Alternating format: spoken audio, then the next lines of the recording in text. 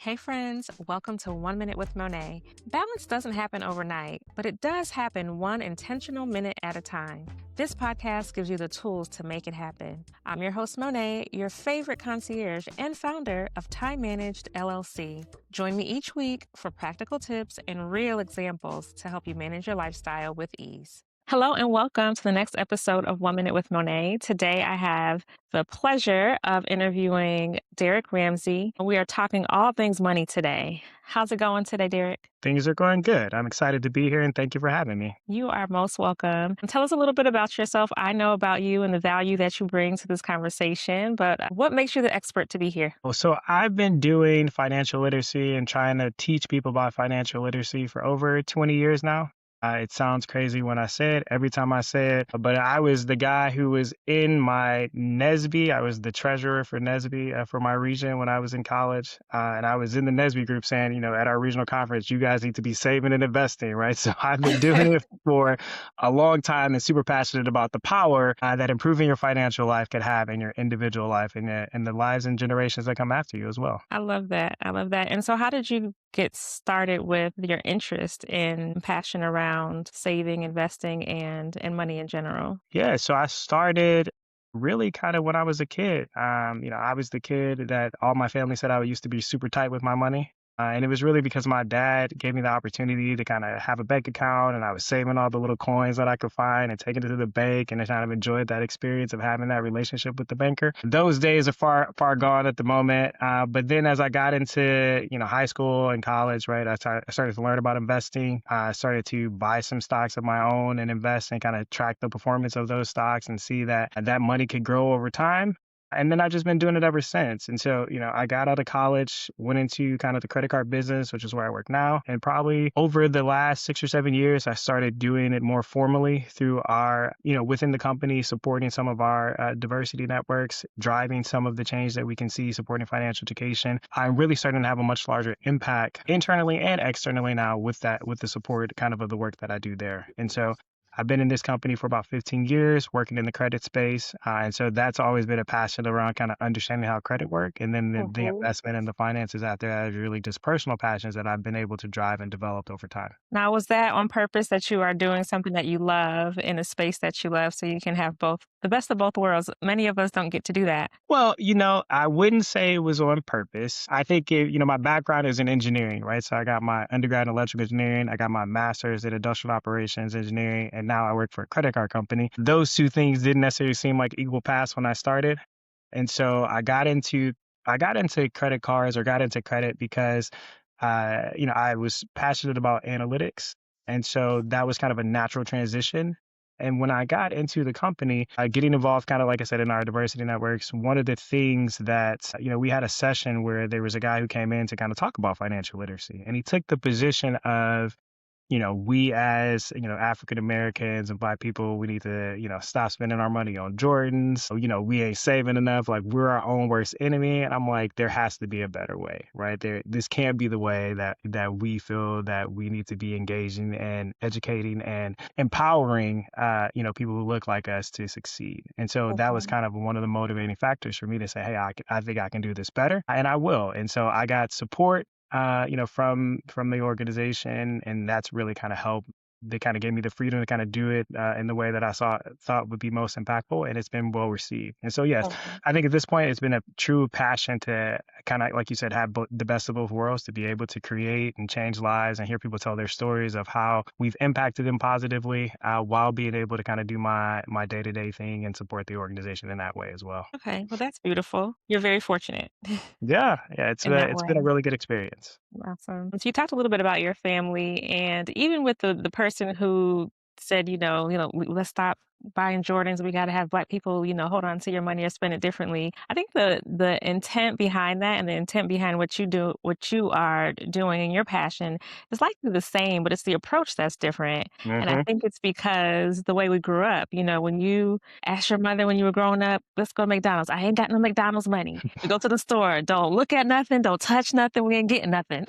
So we grew up with, in some instances, with this mindset of scarcity, these mantras and these funny like phrases that our Hmm. families have used.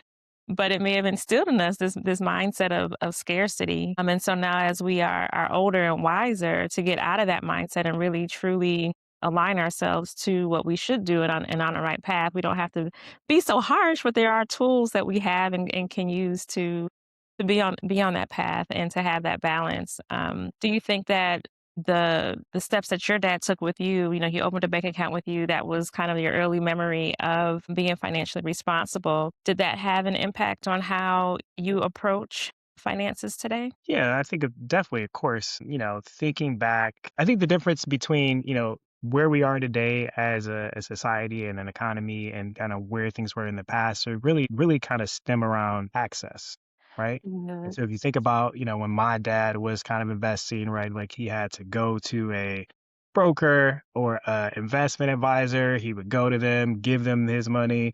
They would then probably have some recommendations of what he could or should invest in. They would invest it for him. It would take a couple of days. And then he would get some statement in the mail, right, saying how his investments had performed.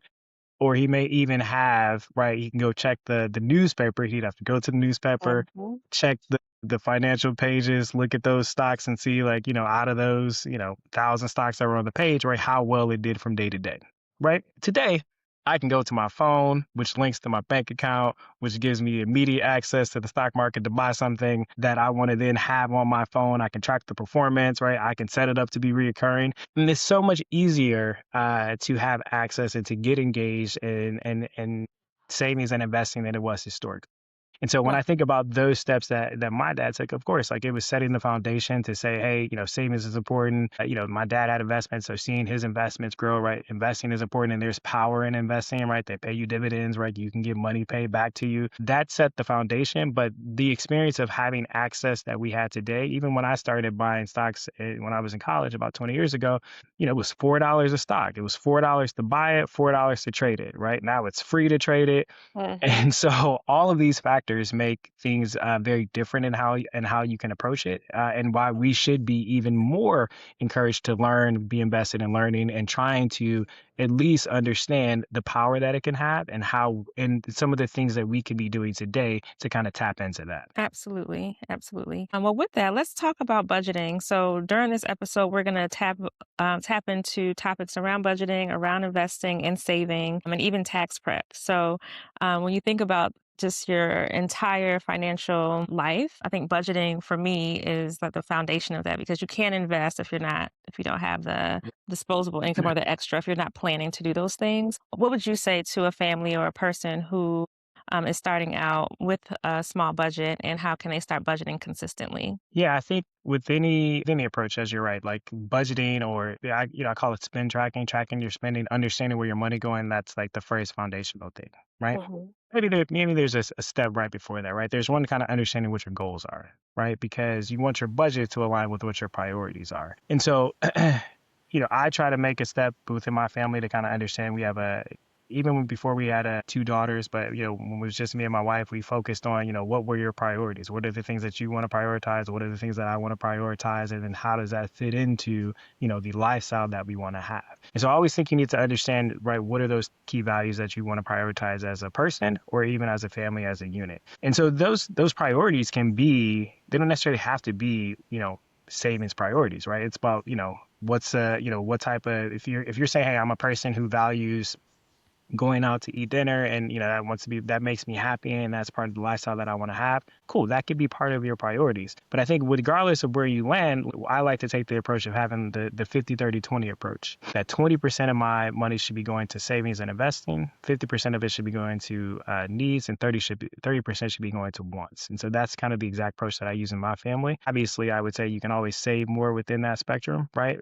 But you get to define what those wants and needs are. And so if you're taking the steps to kind of save that 20%, then, outside of that, like you have the ability to kind of live the lifestyle that you want to live. And that's where, again, those priorities and goals set in. And so, obviously from a savings standpoint, those priorities should be investing. Those should be planning for your retirement. They should be savings for kind of trips and an emergency fund, and kind of what I call planning, but planning savings were like things that you guys might want to accomplish. So, if you're thinking about buying gifts every year for the holidays, or you want to take a family trip, right? Like all of those things are in that savings bucket. But outside of that, right, I encourage people to kind of live the life that fits within that 70 to 80%, right? Whatever you want to do within that space, right? You have the opportunity to do it.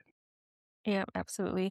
You mentioned the emergency savings, and so I want to understand how many months of emergency savings one should aspire to have. Yeah, I think when you think about emergency funds and savings, right? Like in most of the questions, and it's kind of sad to say, but like I feel like all the answers are like it depends, right? Mhm.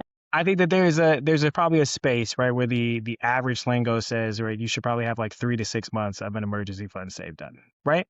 But if you're thinking about the opposite and you're kind of like, in the space where you're trying to pay down, high interest debt, or, you have some other bills that are more priorities, or, kind of maybe something in collections that you're trying to get rid of, maybe you want to save a little bit less so you can pay those down faster and then make adjustments. Also, on the flip side, if you're in a space where you're saying, hey, we're in an economy now where, tech jobs seem to be getting shut down left and right. People are getting laid off left and right. Maybe you were saying, hey, if I'm in this space, I need to save a little bit more because there's some incremental uncertainty that I may be facing over the next year that I'm not sure I'm prepared for. So you may want to have a little bit more leeway in that. So it really depends, but I do think that kind of the standard is 3 to 6 months is kind of what the normal guidance is.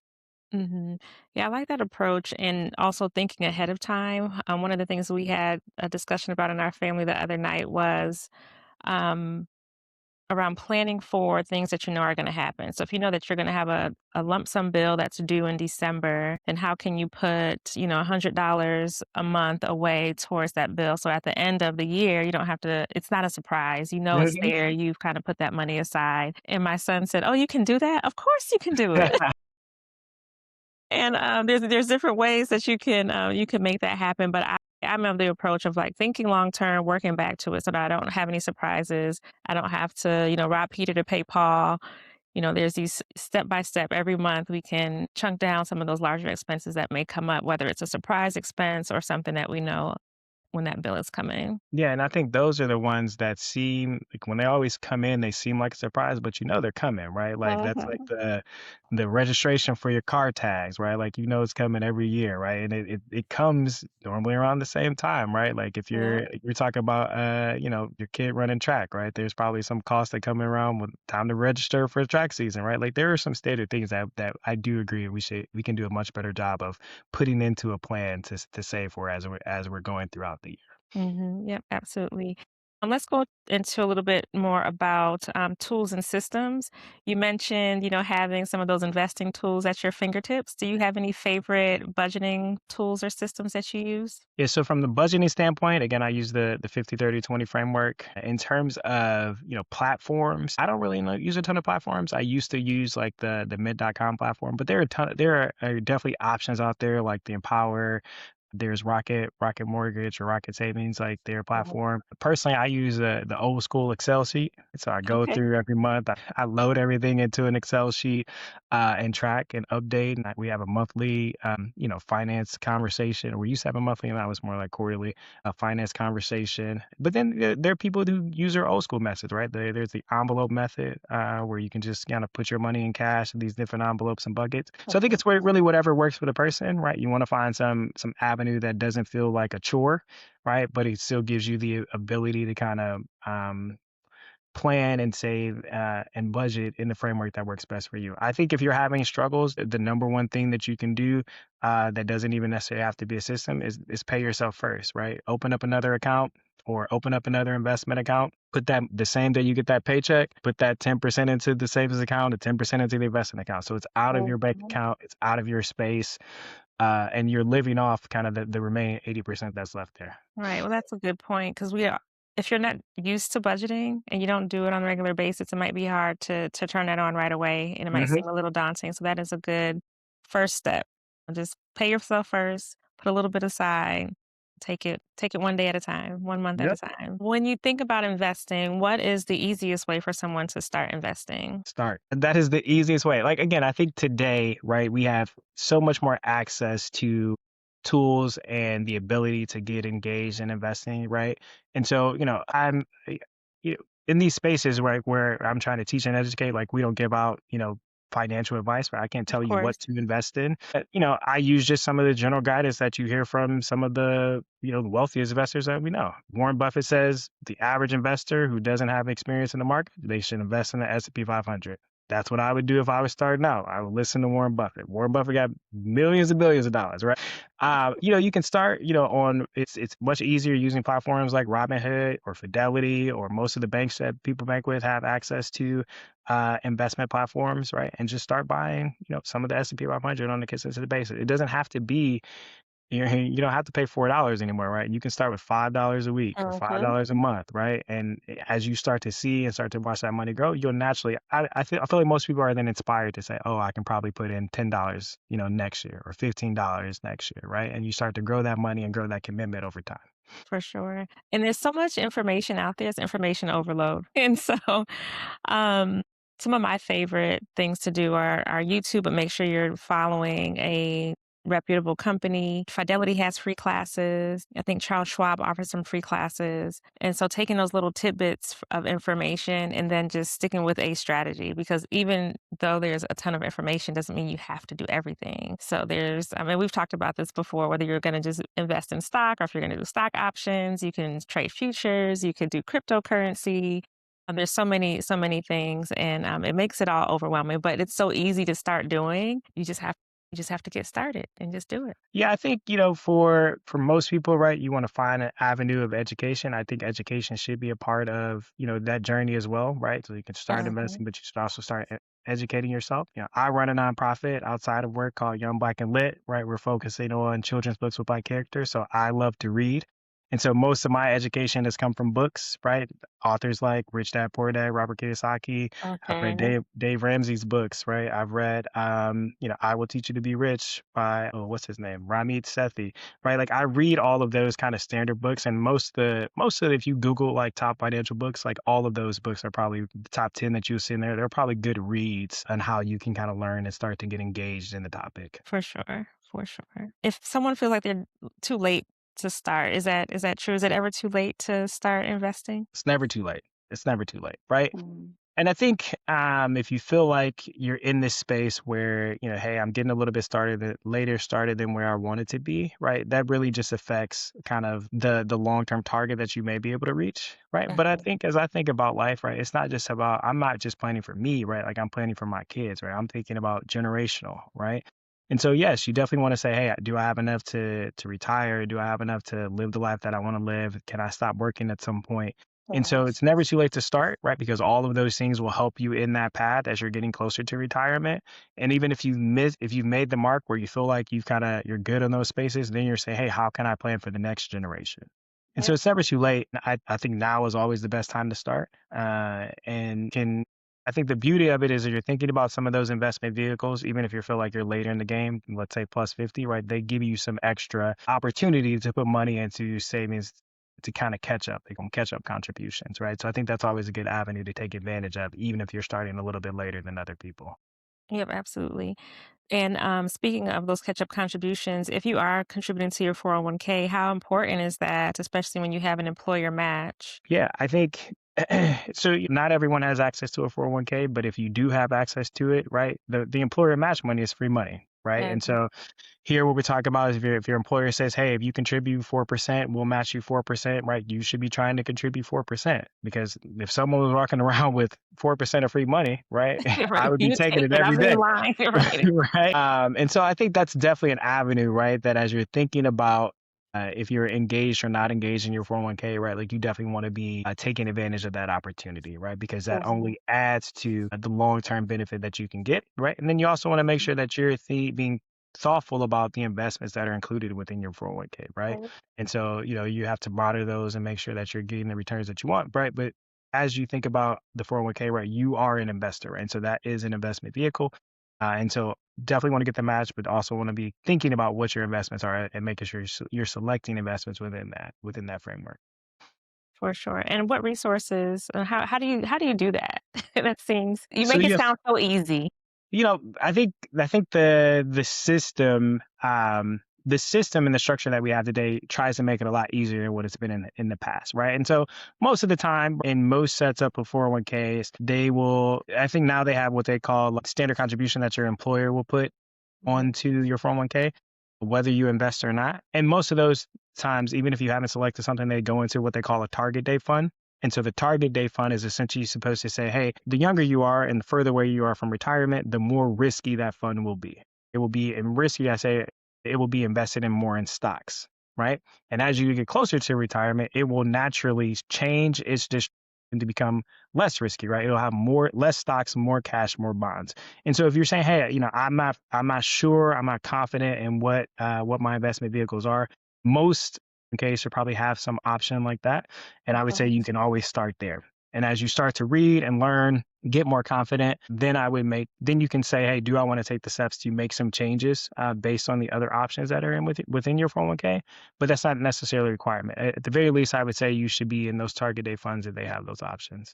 Yeah, good advice. Now, when it comes to other options for saving for retirement, even if you may not have access to a 401k, what are some of the other vehicles that you can use to save for long term? Yes, everyone has access to what they call IRAs or individual retirement accounts. That is something that's provided to everyone in the country, and so that would be another avenue. It has a very similar structure to the 401k in terms of when you can access it, right? You typically after you can access it after 59 and a half. So that is a retirement savings vehicle. So those would be accessible if you're working for like, a city job, right? Like a teacher, or you're working for the fire department, those jobs, or any really government job, those jobs typically have pensions associated with it. And so that is another avenue if you're in those spaces to make sure that you're engaged and invested in the pension that you have. Those would be really kind of the top two options that are out there. Obviously, if you think about Social Security, and I think long term, right, I do think that Social Security will be there when people retire, whenever you retire. It may look a lot different than what it looks today, but it should still be part of the plan within that. And so that's the other framework that's out there for you. Are people still investing heavily in bonds? It used to be the case where people would be like, yo, if you get this 60/40 bond portfolio, right, like you should be set for the long term, right? Mhm. I've never subscribed to the 60/40 approach, right? And I do think, yes, the short answer is yes. People do still invest in bonds, right? Again, I think people leverage, target date funds. Those have some exposure to bonds. And I'm not saying that necessarily bonds are, bad investments, right? But you have to think about, the returns that you're looking for, and when I say returns, right, that's the growth of that investment from year to year, right? So typically, when we talk about the S&P 500, we're saying that the S&P 500 has grown historically 10%, on average, the lifetime of the S&P 500. So if it started at $100 on January 1st, at the end of the year, it would be at $110, right? It's had a 10% return. And so, yes, I think bonds have been lower performing. And so, they just have to be, as you're thinking about your plan, you have to think about, do these lower performing or lower returning assets fit into the plan that I have? But yes, they're still out there. They're still a tool that you can use specifically in environments where the economy is a little bit more shaky. And that's been less likely probably over the last, 10 years or so. We've been in what they call a bull market for a long time, right? So there's going to be some pullback at some time, and those people holding bonds, they're going to be feeling really good. So they're definitely still a play, but Yeah. personally, I would say they're less used by. Okay. All right. Good to hear. So it's tax season, and if you haven't done your taxes already, the deadline is coming. Mhm. So I always like to also ask and think about ways that people can prepare for that time of year, and also tax planning strategies. What is your approach to preparing for tax season and your strategies? Yeah, I think the general approach, right, is making sure that you have all your financial documents, right, ready, handily available. Most of them have come out by typically January, the end of January. Like, you should have most of your forms if you hadn't gotten them already, and that preparation for things that may have changed from year to year. For most people, right, like your tax return should be pretty standard from year to year. But, as we think about last year, right, the things that change from year to year are either going to be life events that happen for you, right? So like if you get married or you have a kid, right? So just making sure you have like all of that information included, with that particular tax filing. Or there could be changes to the laws, right? And so last year, right, there was a bill that was launched, the one big beautiful bill, right, and that Mhm. had a slew of impacts to how we think about what the taxes are going to be, not only this year but going forward. And so some of the main things that came out of that, right, were they extended the Job Act's tax cuts, right, and so this year our taxes were supposed to be higher than what they were in the past, and they extended those cuts for every individual. So that's a positive win for us. added some new credits for seniors that are in there. So Mm. seniors should see more money coming back this year. And so there are things like that, right? That as the law changes, I'm not saying you have to be an expert at it, but you want to be aware of what those changes, and really your tax person should be telling you. If you have a tax person, they should be telling you how these changes will affect you because they know your situation from year to year. And if you do it yourself, right, you want to just make sure you're aware. So as you're going through the filing and the software, right, you understand how those things may be different for you from a year to year basis. And there's different philosophies around whether you should get a big refund at the end of the year or if you should just break even because it's like you're giving the government free money if you have a huge refund at the end of the year. What is your take on that? Yeah, so personally, right, I'm probably on the latter standpoint, right? Like if you get a large tax return, what that means is that in January, right, you gave the money to the government that they're not going to give back to you till at least, next February or next April, right? Depending on when you file your taxes, right? I'd rather have my money with me today, right? And honestly, if you specifically, right, like a tax return in that instance can be a tool to help you with your financial situation, right? So if I'm thinking about trying to pay off debt, right, I should be trying to get as much money possible today to help me then pay off that debt sooner, and then I would have expect to have a lower tax return in the future. And Uh-huh. so I like that personal strategy, right, of having as much money as I can today to kind of save or invest or pay off debt as I need to. There may be some occasions where you're saying, hey, I'm not the best, principal person in doing that. And, I can use my tax return later in the year to strategically to, take my family vacation or to pay off my family debt in that situation. So, it's not opposed one way or the other, but I do think that it does become a good tool if you want to use it to improve your situation sooner. I think it can help people in that space. Right. You have choices. Just make sure your choices are informed, right? Yeah, Because there's I benefits and consequences to each. yeah, I don't love the strategy of people saying like I'm gonna go exempt during most of the year and figure it out later, right? Like I don't like that type of strategy. It's I think risky. it's risky. It's risky, but I do think an informed strategy will go along. Do you have any words for someone who is trying to shift their mindset when it comes to money? Because we've talked a lot about a few different things, and if you're starting from like square one, this could be a lot, and it's not just as easy. Sometimes it's to just make that first step. It's sometimes it's a mindset shift. Do you have any advice for someone who might need that? Yeah, yeah. I think so. One of the first people that I ever helped with kind of changing their mindset or kind of improving their financial situation was my mom. And my mom was kind of in that same like rob Peter pay Paul, right? She had to wait for the tax return to come, and then she would use that money to then pay off her taxes, like the hot taxes on the house, and her bills were high. And I was in college still. But I was like, but somehow we got on the conversation and I was like, yo, I don't think it has to be like this, where like we can make some changes. Oftentimes, I think it comes down to kind of finding something that clicks with you and that resonates with how you want to live, right? So one, I think it starts with those priorities, right? I don't think anyone wants to feel like they're struggling. But I think the challenge is people don't oftentimes see the way that they can get out of that cycle. And so I remember with my mom, I kind of put together, we were kind of doing it. We started with that spin tracking, and we kind of put together a budget. And the first budget was super tight, right? It was like, yo, you can't spend any money. Like, we got to pay down these debts, right? Like, it's tight. And she was like, she looked at me and she was like, Derrick, it's my money and I'm going to do what I want with it. And I said, okay, let's go back to the drawing board. But within that, like within kind of the cycles of going back and forth, right? I started to show her, right, that, she could actually save $100 a month. And if she could do that for the next 5 months while paying down these debts, right? She would have, this soft emergency fund of $500. And she was like, wait, you're saying I can have $500 in 5 months? And that clicked for her, right? That Mm. like this was a small change that would have a larger impact. And if I can save $500, then I could probably save $1,000, right? And so it's finding that avenue that resonates with you, right? Like I said, I think it starts with your priorities. It's trying to find, a message or a messenger that says, hey, like if I make these little changes, I can start to see some light at the end of the tunnel, right? It's not going to be, oftentimes it's not going to be these big sweeping, I'll take one step and it solves all my problems. It's a bunch of small steps that add up over time. And those things, when you combine them together, you look at them cumulatively, now you've shifted your position and kind of changed how you change your future and your outlook. But it's just small changes that add up. And so that's what I would advise, right? Take some small steps, right? Start to do things a little bit differently, make some small changes, and then keep making small changes that positive would benefit you over the long term.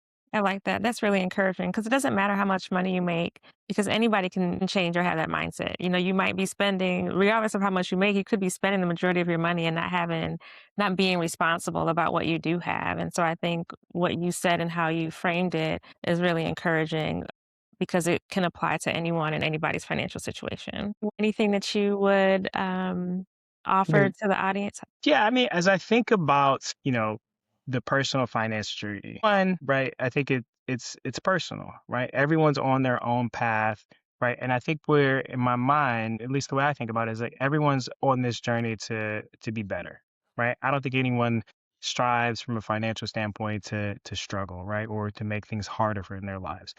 And so I think as we're on this journey, one, I would just encourage everyone to kind of have grace for themselves, right? No matter where you are, you didn't get to that point in one day, right? That situation often doesn't come in one day either. And so we will fall, we will make mistakes, we will have setbacks, life will life. We will have some unexpected things that have that come into our lives and put us on a different path. But if we stay focused and stay committed to the goal, I think oftentimes we'll get there. And so I would just encourage people to take that first step, no matter what it is, to start to save, to start to invest, to start to tackle that debt that you have, to be encouraged that you're not the only one in that situation and that there are other people who are also trying to be on that same journey. And really that, there are people that support you. I support you, right? I want everyone to win in this space. And, if there's anything I can do to support you, let me know, right? And so that's what I would leave people with, right? Take the step, take the journey. We're all working towards that goal. And I think in the end, more than likely, we will be successful. Absolutely. That's wonderful. Can we find you on social media? Do you have a website or anything? Not really on social media. You can find me on LinkedIn.